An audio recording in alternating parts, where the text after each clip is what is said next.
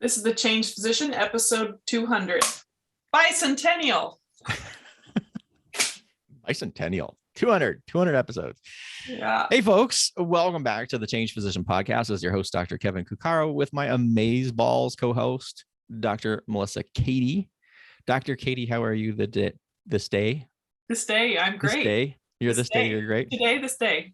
All right. So this is sort of a big deal. This is 200 episodes. I remember way back when we were just challenging ourselves to get to 100 episodes, and then we got to 100, and of course then we were like, well, let's get to 200 episodes. Here we that are. Day has come. So I thought it would be fun if we did sort of analysis of, after 200 episodes, things that we've learned, or actually just thoughts in general over the experience, the process that we've done, lessons that we've learned from it, and then kind of segue at the end a little bit into plans for the future. Like, where are we going with this? Like, what are we going to do with the Change Physician podcast? So to start off here, I'm just going to ask you then to kind of begin the conversation with, do you have any thoughts after 200 episodes? What are your thoughts on the episodes, guests, themes, things like that? Yeah. I have to say, one of the biggest influences that I've had when it comes to what I share with other people outside of this podcast is, with a lot of patients, is learning and understanding more about direct primary care and the nuances of like concierge, direct primary care, like all these like words that are used, but the way that things are constructed. And luckily there's one that's locally that I promote quite a bit to patients who have, whether they have insurance or not. And, when I know that they are struggling maybe with cost, or they have chronic issues that I know that they're not going to get anywhere in the traditional medical system if they don't have something like this in place. And so I've had great feedback from the ones that have gotten back to me, because of that. So that's had a huge influence. I think it's made me more aware, the same topic we always talk about. The other thing I've been really impressed by and I'm reminded of is that we're all in a different stage in this journey we have as a physician in life in general. We all are different ages, different situations, children, no children. And it's fascinating and fun to kind of, when we have interviews with people, to see where they are at what point in this journey, and how valuable it can be for people listening. And, we talked about this. There's moments where sometimes I've even questioned, the value of, my words, or, but then I get these reminders that, people are listening, and it reinforces how important it is that we speak our thoughts and that we put them out there, because there's so many people that sometimes are just not able to put things into words. And doesn't mean that we're always right or that we got it down perfectly, but sometimes just having the conversations to maybe recognize, man, that's what I'm feeling, or man, I needed that today, or, that just helped me get through a difficult time. And all of those things, I think every episode has that ability to not only help support you, but maybe to guide you and give you some ideas, or just understand what's out there. So, another one that I wanted to mention that I've shared with other physicians outside of, of course, I'm always like sharing that I'm doing a podcast and to listen to the episodes anyway. But last one I wanted to say was Stephanie Pearson with the disability insurance, and how incredibly value, especially at a time peri-pandemic, is that a word? To have that in place, especially not just your own health, but if you're going out on your own, and or even if you're with somebody in a group and you're employed, figuring that stuff out and just kind of nailing it down and understanding and have someone guide you. I've had some friends that literally, Stephanie has been like a lifesaver for some of my friends. And so shout out to her. I mean, we've had so many great guests, so I don't want to minimize them either, but for the sake of brevity, those were some of the ones that just pop up in my head. What about you? Well, I was going to kind of add on that because like Stephanie Pearson, where did we interview her? That was in the first year, wasn't it? Pretty early on. Yes, it was back in February of 2021. Okay. So I just wanted to kind of make sure that people are aware of that, because we've had a lot of great guests, a lot of important topics, but I guess that one's an easy takeaway. Like there are episodes that you would listen to and guests that you would hear that you can incorporate in, but then there's like nuts and bolts episodes about things that you just need to in order to kind of survive. And disability insurance is a big one.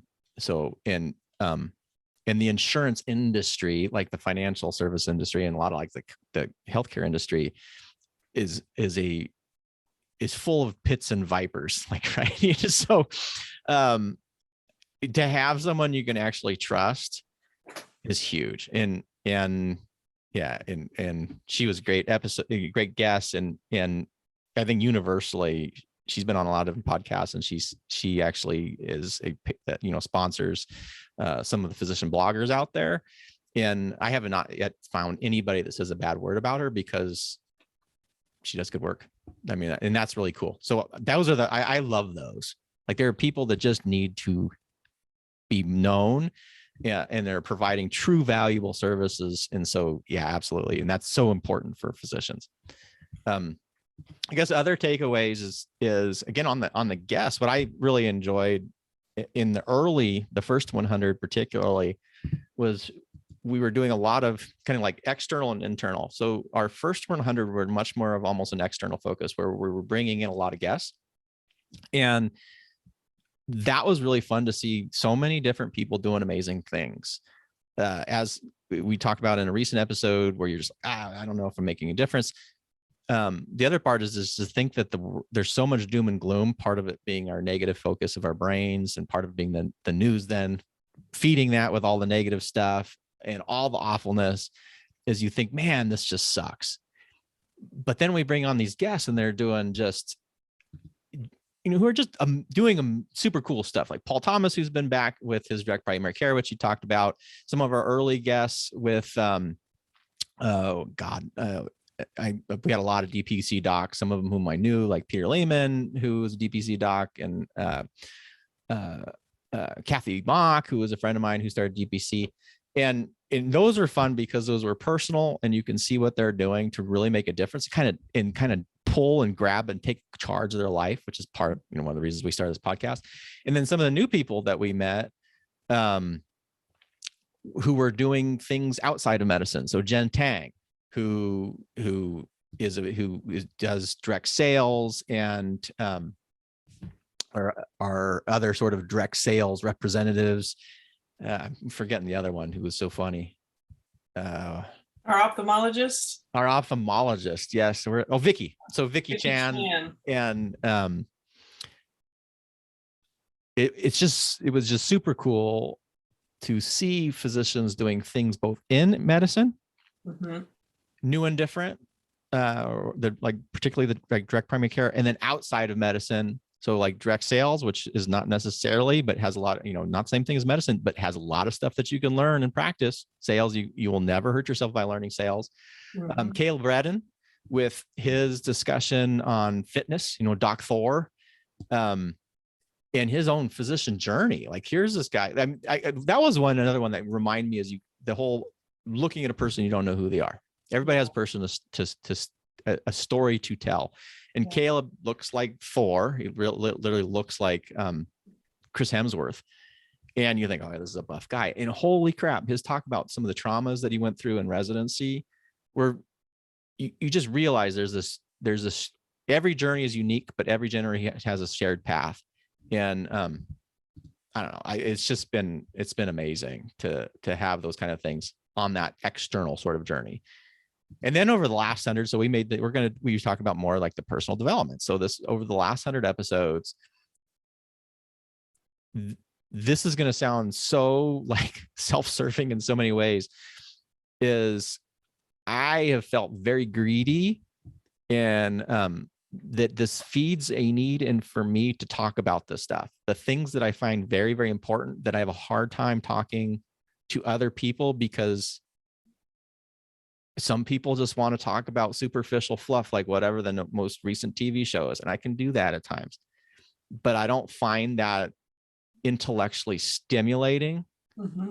I'm not a sports guy, so I honestly don't care who wins what or whatever, because I'm like, it doesn't make a difference. It doesn't change me in any way, shape, or form. I don't identify that way. But learning about and talking about how our brains kind of process and construct reality in simple strategies that we can have in the discussions that we've had over the last year, I enjoy those. Yeah. Like, I mean, you've said some really nice things and I appreciate it, but at the same time, it gives me a chance to kind of work through my own thinking, to be able to discuss this stuff and present it in such a way that allows me to refine my own thinking on these subjects. And so, again, it's pretty self-serving, but it helps me to think better and to apply this stuff better. And I just enjoy it. I really enjoy those conversations. So it's been an interesting thought exercise for 200 episodes, but I really enjoyed both getting guests in and our own episodes and kind of seeing how that leads. Yeah. Yeah. And I feel like I think there's so many things you get better at. You talk about, refining how you explain things or discuss things. But even over these, there's so many parts to running a podcast, and that it makes you I don't know, you become more effective and more efficient, I guess, at doing all the components that I don't think everyone always, any physician, I think either one of us would probably encourage any physician to do a podcast. I think the surprising things which aren't too surprising, is the amount of consistency, the amount of dedication, accountability. Doing it yourself is probably a little bit harder, I would say, just to maintain those things. You mean solo podcast, like an individual? Yeah. Oh, yeah. I think if you have two people, it's hard enough to coordinate your schedules, but if you have a desire to do a podcast, there's so much you can get out of it. There is a lot of work that goes into it, but it's not anything that's too much. You just have to go through those initial stages of learning the system and what's going to create, like having a spreadsheet, like having you're going to say something? I was going to say, like, the tech details, like the tech.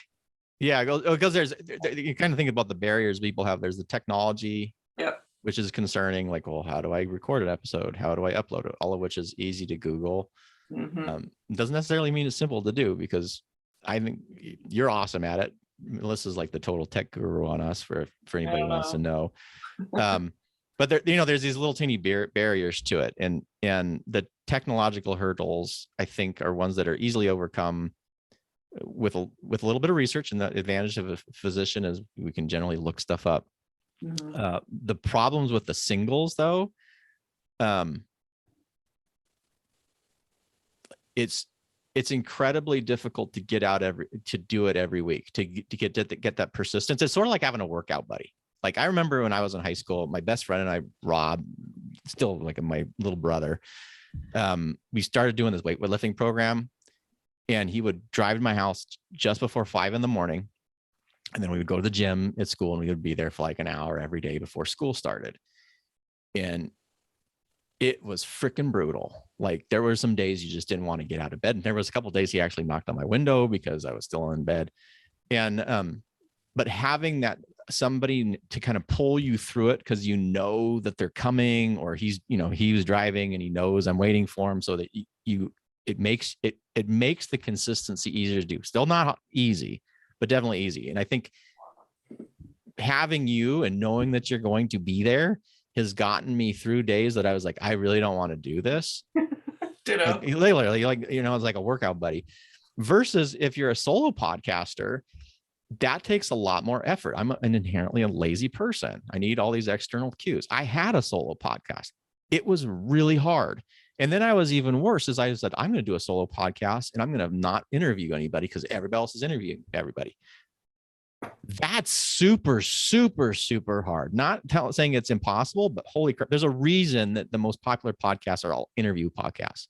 Yeah. It is so much easier to grab somebody and interview them than it is to think about your own unique content every week. It is so much more difficult to do.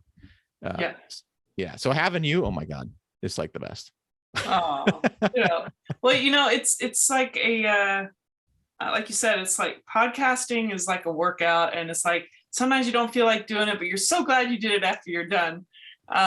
It's just that kind of feeling. And I think there's I just lost that thought, what I was going to say. But the podcasting is the technical, the little points of resistance that you have to work through. I think that's where you need that other person, like, oh, the tech stuff, or like one person's might be better at something else than the other, like any kind of relationship, like you kind of navigate what the person like is like tends towards more, to do than others, or might be better at than the other. And I think, you have to create some kind of communication, an organization, a strategy. And yes, creating your own content is so much harder than just having a conversation. And which is why I kudos to my husband, who like every week is designing his own content, not interviewing anybody. And probably the only person that probably helps him with some consistency is because I'm his wife, and he promised he would do this at least 2 years. And I do help on the techie side and pull things up. But it's, if you just have that person to help you do that. I mean, there are people that can do their own. Maybe they're on a commute for an hour and they record the whole time. It may not be the best audio, but you can fit it in, and you just start giving some consistency and comfort with it. And then you can like blend in some other tech later or whatever. But I just figured we just share a little bit of our insights into the challenges and what it takes for a podcast. And I think, we probably should do a more refined episode on that at some point on like podcasting as a physician. Yeah, I think that's appropriate. But there's because we're talking, like, we're sort of now transitioned in this lessons learned aspect of having a podcast. And I do think it's important because there's a lot of people just start a podcast, start a blog. Why? Why do you want to do it? And a couple key things I think for anything like this, if you're going to be like, the space is now fuller. It's funny because my first podcast I had in 2013 or 2014, and at that time they're like, oh, podcasting is already, it's the time, it's already too late to start a podcast. I'm like, God, I wish I had actually, if we'd started this, I didn't even know you then, but if we'd started this then, it would be a whole different story. But it is definitely a more full space, and there's more professional content in it. So when the space is now more defined, when you're moving into that, there's two attitudes you can take. There's like the professional, and this is kind of a lesson I'm pulling out of our experience, because there's people who start podcasts, physicians who start podcasts is both before us as well as around the same time frame as us, who are no longer podcasting. They had great podcasts. What that tells you though is if you're getting into this because you think you're going to be a massive influencer or make a whole bunch of, I don't know, money, or I don't know, whatever it is that people do this for, realistically, that's not going to happen. It's more realistic if you take it as now you're looking at it as you're going to be a professional. So you're going to have highly good editing. You're going to do great content. You're going to do a lot more time in your episodes, meaning you're mapping everything out, probably do a lot more social media pushing things. But that takes a lot of work. And as a physician, that's really hard to do. The other part is if you look at it like we're basically amateurs right here. We have a little flow and we have kind of some ideas, but most of it is our discussions here. And if you do that, and the focus then being, if you are doing the thing because you enjoy to do the thing, you're going to sustain it longer than if you're doing it for some external word. I think we even did an episode on this, extrinsic versus intrinsic motivation on it. And I think one of the reasons that we've been able to pump out 200 episodes and be as consistent we have been for almost 2 years now is because we have this sort of ability just to have these discussions. And so, yeah, do we want people to listen to them? Sure. But if there aren't, and we're not on the cover of, I don't know, whatever popular thing that advertises podcasts, I don't know, there's got to be something out there. That's fine, right? It's we can have our conversations, and the people who listen and enjoy them are going to listen and enjoy them, but we're still getting something out of it. Amen. that's, I'm going to leave that at that. Well, and then we should do an episode talking more about, like, if I was going to start a podcast now, what would I do? I think that would be a cool episode to do. So let's move into then the last little phase here. What are our plans then? This is 200 episodes. Mm-hmm. Is this the end of the Change Physician podcast, or are you going to follow the trend of some other podcasters who I think felt like were more even, much more known than us, that disappeared into the nethers? Or what are we going to do? Yeah, well, first of all, I know that we did, because I did it in a different way than originally planned. I did do some little replays in the past, and I think I may have labeled them as a new episode, but that's not going to happen from here on out. We're going to do some throwbacks on nothing other than Throwback Thursday, and share, because we've had so many great guests, and it's just a shame that you just it's kind of like you feel like it's a post, a tweet, and it's gone. And it's like, wait, that's too valuable to just one showing. So you'll be noticing that on Thursdays, we'll do Throwback Thursdays, and pick out some of our favorite or valuable, which, there's a lot of them, episodes from the past. It'll say Throwback Thursday. It'll tell you what the original episode number was. And so you'll know that this is a replay, but because it's important and we want to share those things and make sure it gets out there, whether it's through the podcast stream, or maybe just throwing on your Facebook feed or Instagram, sharing there's a replay, and just remind people if they missed it that they can go and listen to that. And then you just stop me if you want to intervene there. Well, I'm going to sort of, somebody else saying, oh, okay, but you're also advertising episodes.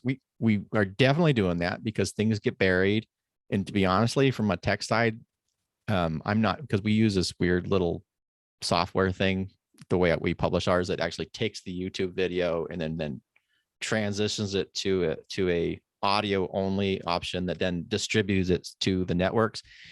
And I think we lose episodes in that process because of the way the Apple works. It may only be our last 100 episodes. So one of the reasons to do Throwback is to pull those back up and put them back at the top of the audio feed. And then brutally honest, it is a lot of work to do, 2 episodes a week. So yeah. This gives us some breathing room a little bit. And particularly with, I know you're going to be gone for a month or 5 weeks in the future. I have some travel plans this summer. So being able to space that out is going to be helpful. But one of the big ones being is we have, particularly in the first 100, if you're only seeing 100 episodes, that means we have 100 behind that if you're just starting, you've never seen, and I don't want you to miss those because there are different flavors there. So that'll be kind of fun. Yeah, which, a nice segue to, we have to, we don't want to be machines, and we're still human, and we need breaks here or there. And even though having a second person keeps us, consistent and not missing episodes or weeks of work or episodes, we have to give time back to ourselves. And whether it's a staycation, a vacation, or whatever it is, there'll be some times where we'll let you know if we're, on hiatus for the Change Physician, and post that on Instagram for sure. And may mention it in the episode beforehand. But yeah, so we're gonna, with all this pandemic and everything, I've kind of stayed put and worked hard to compensate for lost time, and at least for the way I do my work. And so I need to make sure I give myself some fun time. We talk about that in the Change Physician all the time, that it's not just about work, it's about the things that mean a lot to you. And that includes my own, husband and time together, and to do things that are not just routine mundane or just work. So I'm going to add the workout analogy to that too. Is this can be work. It is very much like a workout. Like you can go in. There's been many days I'm like, oh, I don't want to do this, but like you said, Melissa, at the end of it, you always feel better. Like when we do an episode, I feel better. The other part though is we have now established 200 episodes of kind of pattern, like that habit. So it's the same thing. Like if you've started to work out, get that foundation before you start taking the breaks, if possible. So we for the first 100, we were super hardcore about it. The second 100, we backed off a little bit, and we kind of pulled in some things and had a little bit more breaks, not a lot. And now we can start to back off and at least take like the seasons approach. So if we're gone, we don't have to stress because we'll know we'll come back. That's the big thing. If you just start a podcast and you've only been doing it for 6 months, and then you're like, oh, I'm going to take a break for a month,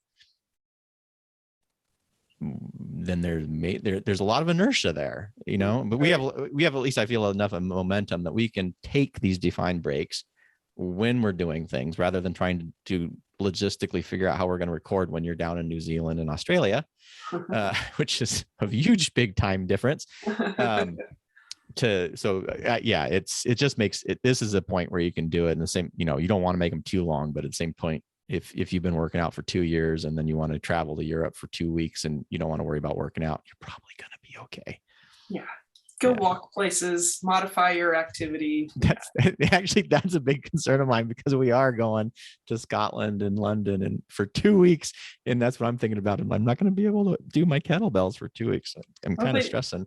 You got to pivot. You got to modify. You got to push or it might be good because they might need a little bit of a break, and then they get shocked when they come back. Because I am in that the big weight transition on those bells. I'm in the big bells now.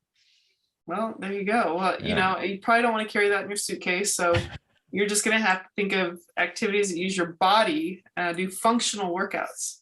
So there you go. So we've talked about Throwback Thursdays. We've talked about possible hiatuses in there. Do we have any other big plans for the future here? No, I think, I think this 200th episode is like a big marker in our effort long term, and that trying to go into the end of 2022 with some like little sabbaticals, I guess we can call them, little sabbaticals, and rejuvenate ourselves. And so I think on the other end of the rejuvenation, we'll have some clarity on some of the other directions.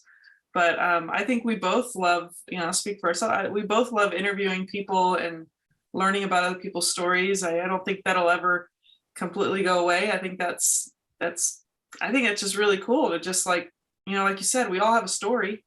So share it. And every time we do an interview, I enjoy it. Like, they're always fun. I enjoy talking with you too.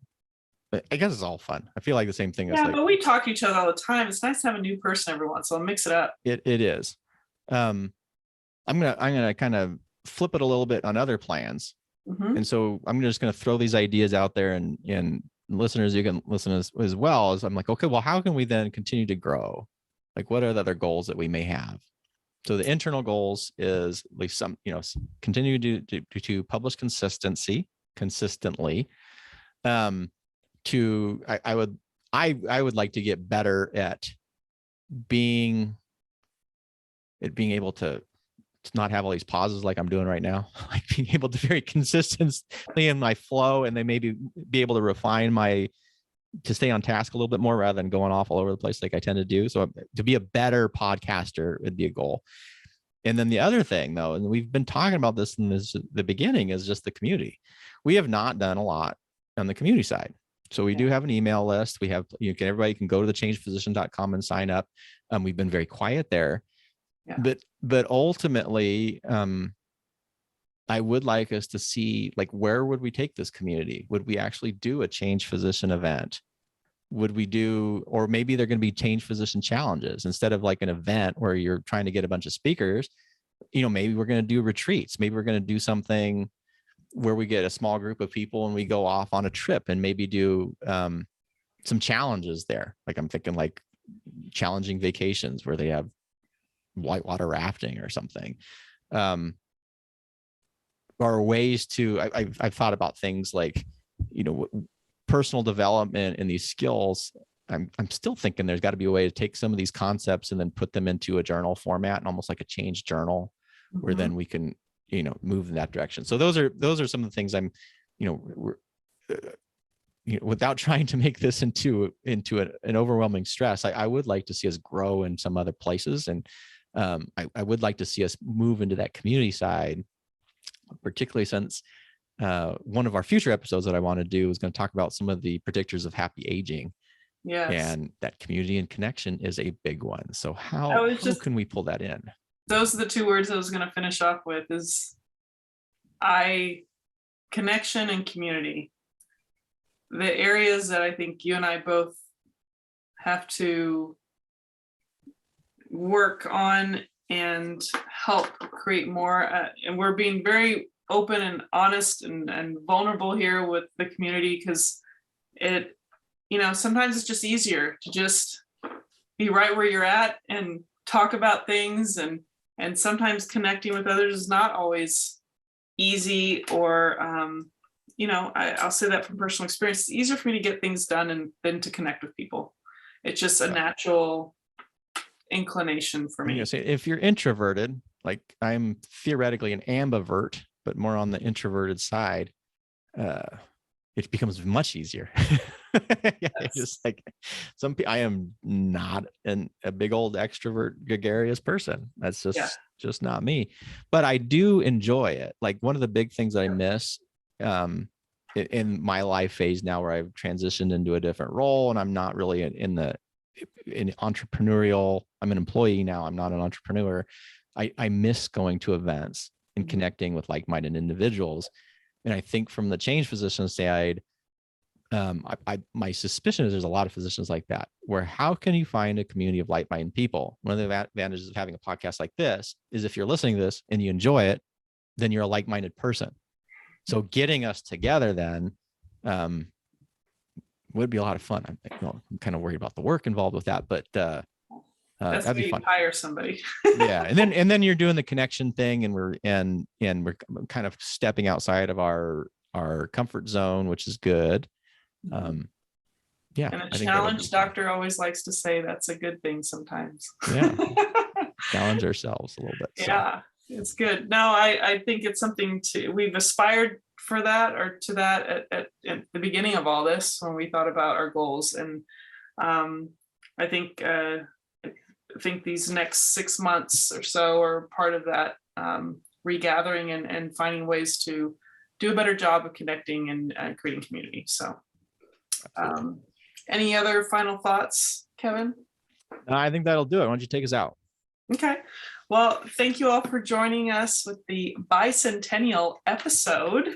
Congratulations. I'll just say it to ourselves to get there and not giving up on it or each other. And I appreciate you listening. We both do. And we look forward to seeing you on the 201st episode. If you don't know what the Change Physician is all about, please join us in the community. We promise we will work better and harder at creating more community at thechangephysician.com. Whether you're a physician or physician ally, we look forward to seeing you again soon. Take care. Stay well, folks.